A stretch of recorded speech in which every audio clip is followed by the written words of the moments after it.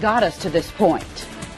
Well, we're just a few hours away from watching the couple who was accused of killing Heather Elvis go before a judge. Their attorneys will be trying to get them out on bond. Yeah, prosecutors will fight to keep them behind bars, of course, until a trial, which is scheduled for May. WMBF News anchor Michael Maley joins us live from the Charleston County Judicial Center with how Heather's parents are preparing to see Tammy and Sydney Moore again in court. Good morning, David and Theo. At 10 a.m., a judge will decide if Tammy and Sydney Moore's attorneys can get bond for their clients. Those attorneys say they've had months to go over all of the prosecution's evidence, and that's why they say their clients should be freed on bond. Of course, Heather's parents, Terry and Debbie Elvis, boy, they feel much differently. I spoke to them Wednesday night. They said the judge's decision to deny bond for both Tammy and Sydney Moore should stand for the murder and kidnapping charges in the death of their daughter, Heather. Although defense attorneys say they've had that time to review all the evidence and they want to present their arguments. Heather's parents say since their daughter went missing in December of 2013, they've never stopped searching for answers, and they welcome the community support, even handing out hundreds of pins to those wanting to help. To me, it's a reminder of where the focus is at. There isn't really any way they can show support other than just saying it.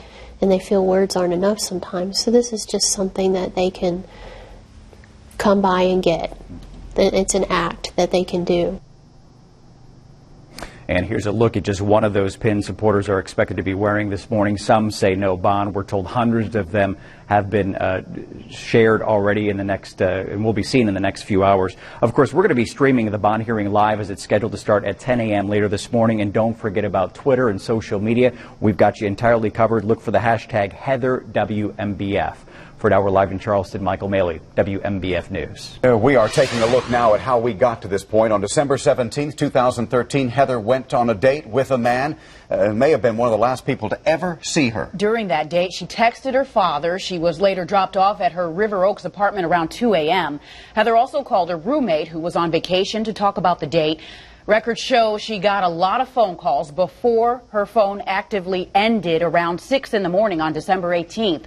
Police found her car at Peachtree Landing the next day on December 19th. Then on February 21st, Horry County Police searched Sydney and Tammy Moore's home. They were able to get the warrants based on security cameras showing the couple's truck heading to Peachtree Landing. That's where police believe that Sydney and Tammy Moore kidnapped and murdered Heather. The couple was arrested that same day. Yeah, and the next day, Horry County Police charged both Tammy and Sydney Moore with obstruction of justice and 2 counts of indecent exposure. Then, on February 23rd, more charges were filed, including kidnapping. Horry County Police held a press conference on February 24th to announce they were also charging the couple in Heather's murder, even though her body hadn't and still hasn't been found. Finding Heather would make, the case so much stronger. But we do believe that we have enough probable cause at this time to go forward with the murder charges. Well, the couple's first attempt at bond was on March 17th. Bond was denied, but we did learn more details about evidence police collected. Prosecutors showed a series of text messages between the Moores and Heather Elvis. One of those threatening messages came right after Tammy Moore had learned of an affair between her husbands, Sydney and Heather. The state also showed evidence of phone calls between Heather and Sydney made right up until Heather arrived at the landing.